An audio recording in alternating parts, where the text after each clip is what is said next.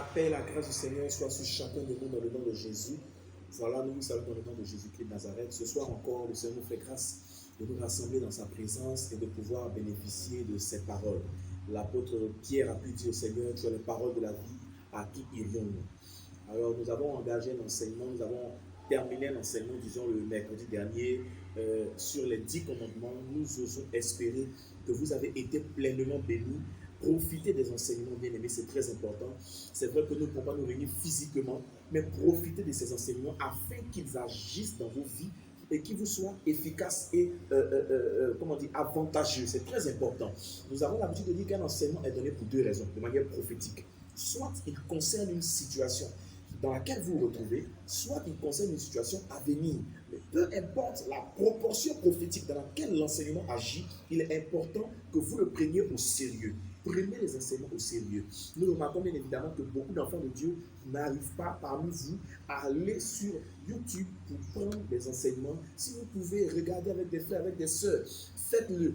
Mais faites tout pour prendre les enseignements. Faites tout pour les lire, pour les avoir. C'est très important, bien aimé. Il y va de la croissance spirituelle de chacun d'entre nous. C'est très important.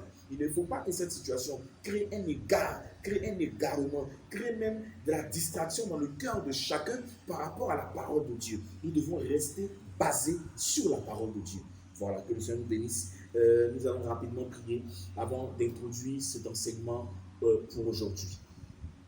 Saint-Père, nous bénissons ton nom, te rendons toute la gloire. Merci pour ce moment que tu disposes favorablement, Seigneur, afin que nous puissions écouter ta voix par le touchement de ta parole. Nous prions que pendant que nous sommes en train de l'écouter, que nous soyons enracinés en toi, cachés dans le sang de l'agneau.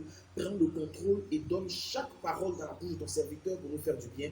Ta parole étant utile pour exhorter, pour consoler, pour édifier, qu'elle nous fasse du bien dans le nom de Jésus-Christ, ainsi soit-il. Amen. Aujourd'hui, nous voulons engager un enseignement très important. Un enseignement qui, ma foi, touche véritablement l'Église. L'Église en tant qu'Église de Dieu, mais l'Église locale, c'est-à-dire chaque Église dans une localité, dans une situation géographique bien donnée. C'est très important. Le thème que nous voulons aborder, c'est les facteurs de croissance d'une œuvre spirituelle. Les facteurs de croissance d'une œuvre spirituelle, en l'occurrence d'un ministère, d'une Église. Et nous voulons rapidement aller dans le passage de base. Notre passage de base, nous aurions pu avoir un seul verset, parce que c'est un verset qui nous intéresse véritablement. Nous avons choisi de prendre les versets jusqu'à la fin pour que nous puissions bien comprendre et bien défricher, bien étudier donc cet enseignement. C'est très important. Actes chapitre 2, du verset 42 au verset 47. Nous faisons la lecture avec respect. Dès lors, ils s'attachaient à écouter assidûment l'enseignement des apôtres, à vivre en communion les uns avec les autres, à rompre le pain et à prier ensemble.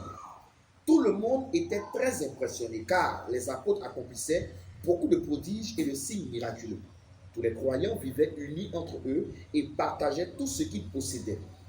Ils vendaient leurs propriétés et leurs biens et répartissaient l'argent entre tous, selon les besoins de chacun.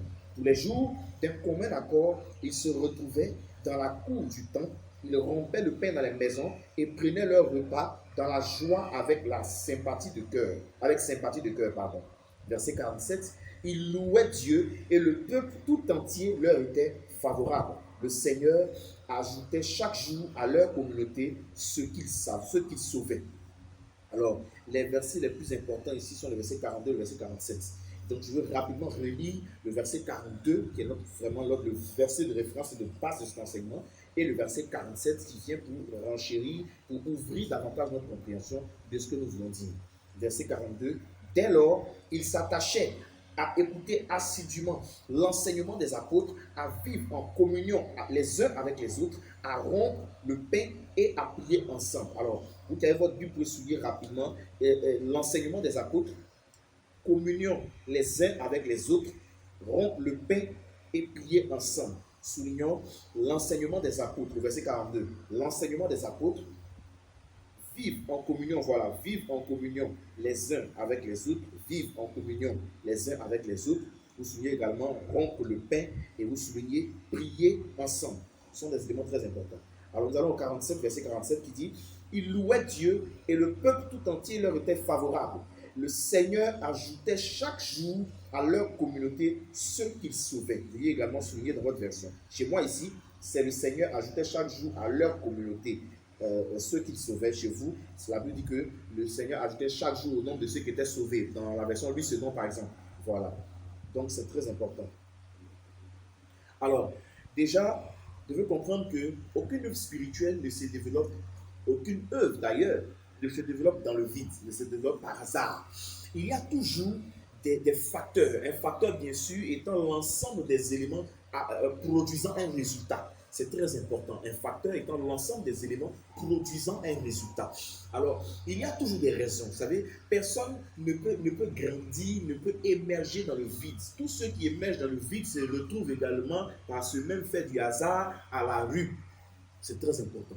Lorsque vous voyez quelqu'un qui a grandi, qui a évolué, qui a émergé, qui a réussi à se positionner, il y a des facteurs, il y a des éléments qui ont joué en faveur de cette position. Lorsque vous voyez également quelqu'un qui n'arrive pas à monter, qui n'arrive pas à avoir une certaine position, qui n'arrive pas à atteindre des objectifs, il y a également des facteurs, il y a également des raisons.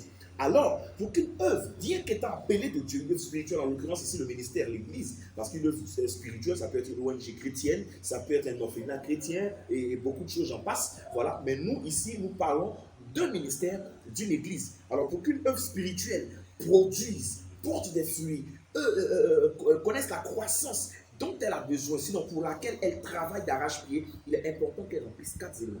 4 éléments très importants. 4 éléments qui sont, j'allais dire, inhérents à toute forme de croissance suivant le cours normal des choses. Parce que beaucoup de gens pensent qu'une église ne prospère que lorsqu'on va faire des fétiches. Beaucoup de gens pensent qu'une église ne prospère que lorsqu'on a l'argent. Beaucoup de gens pensent qu'une église ne prospère que lorsque tout le monde met la main à la pâte. Beaucoup de gens pensent qu'une église ne prospère que lorsque, voilà, on fait certaines choses, on fait beaucoup de réunions. Non, il y a beaucoup d'éléments, sinon 4, qui sont à la fois très simples à développer et que nous allons développer par la grâce de Dieu mercredi après mercredi, mais qui sont utiles. En réalité, la première raison pour laquelle le Seigneur donne cet enseignement, c'est parce qu'il a l'intention de faire croître notre communauté.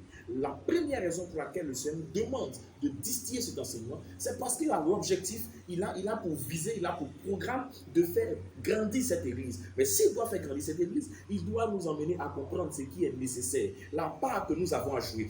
Vous remarquerez au verset 42 que ce que nous avons cité était du ressort des apôtres, était du ressort de la communauté. Le 47 ne donnait que le résultat.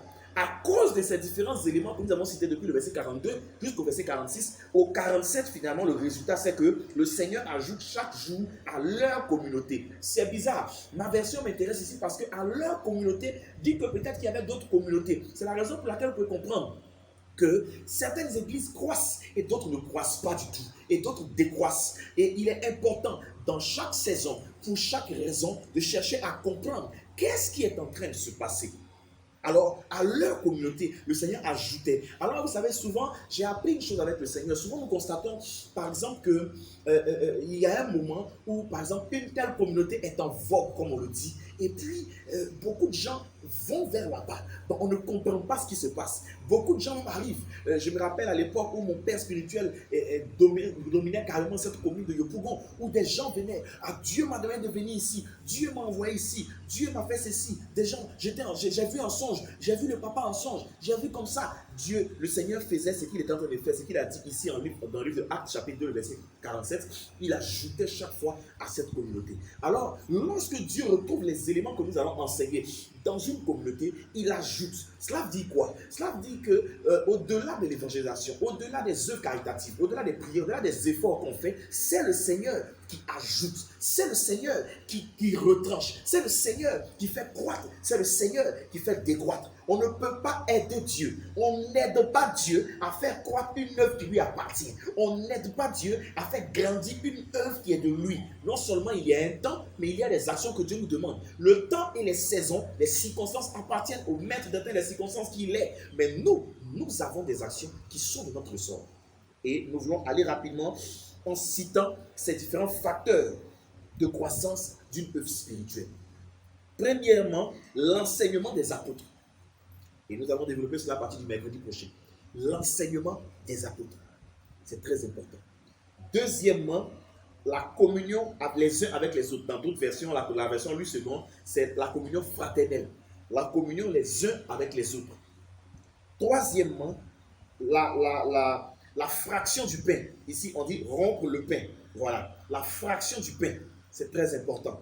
Et quatrièmement, prier ensemble. Donc, les prières. Alors, je veux répondre rapidement. L'enseignement des apôtres, la communion fraternelle, la fraction du pain et les prières.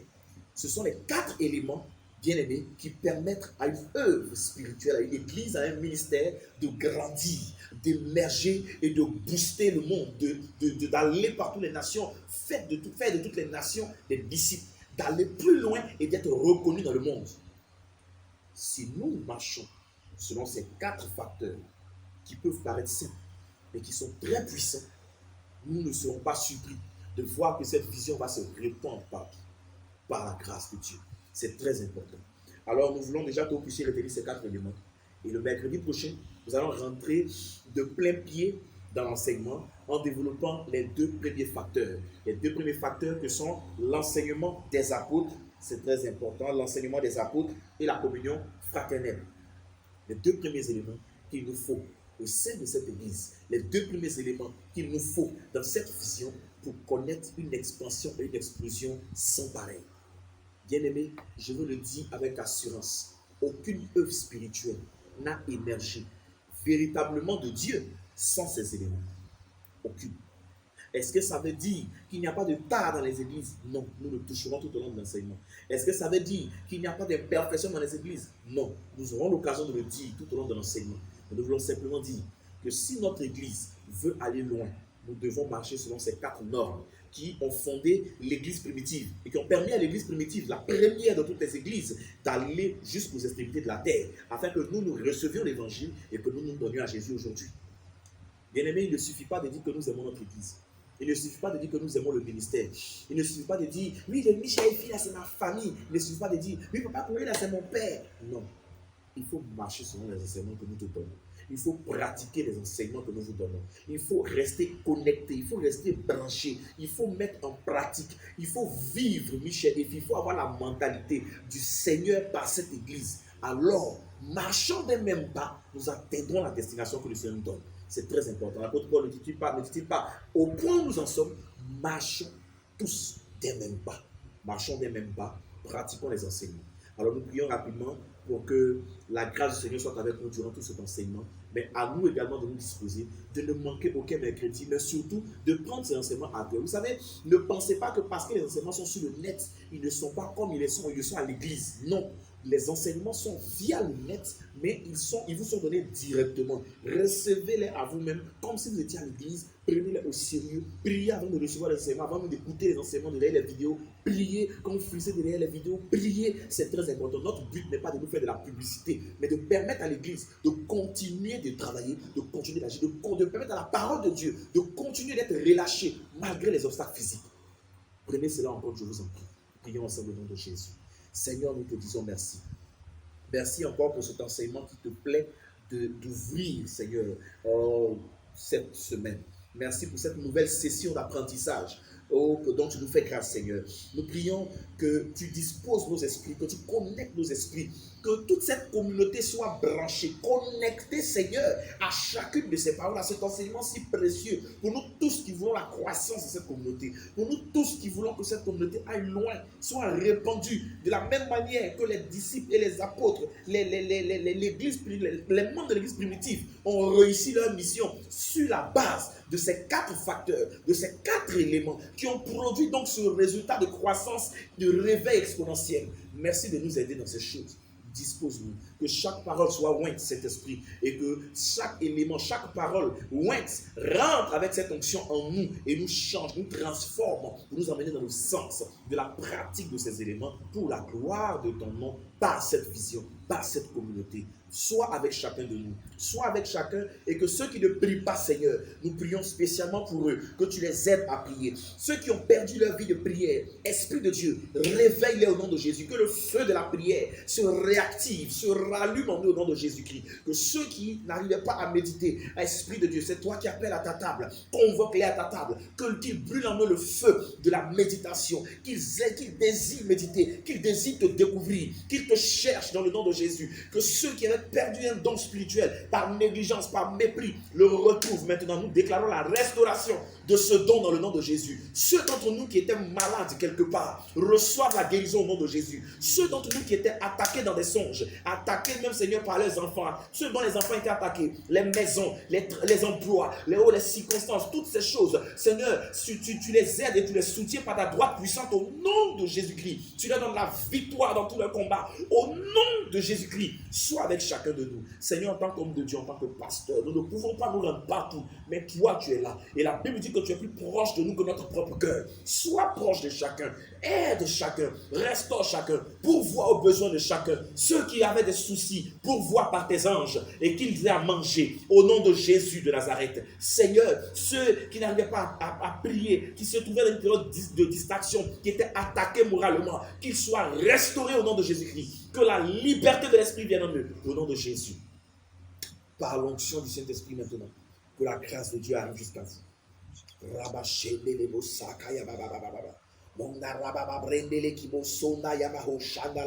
Karabasaiti de Reden Koma Sandala Baba, Komnayano Sokele Bruyando Loboshe, Rekele de Boyando Lobosha. Ceux que l'ennemi empêchait de suivre les enseignements, dispose-les favorablement au nom de Jésus-Christ. Que Seigneur, chacun trouve sa part, sa portion dans chacun de ces enseignements. Au nom de Jésus-Christ, que nous serons des agents de réveil, aussi vrai que nous sommes des héros du réveil, que nous serons des canaux de conversion et d'évangélisation dans le nom de Jésus-Christ. Ouais, chacun de nous, du pasteur jusqu'à la dernière, au dernier fidèle, au plus petit fidèle de cette église, au nom de Jésus-Christ. Merci Saint-Esprit, sois avec nous, au nom de Jésus, ainsi soit-il. Amen. La grâce du Seigneur est avec vous. Ayez la foi et manifestez-la. Vous êtes des héros, vous êtes des vainqueurs. Transportez le royaume. Shalom.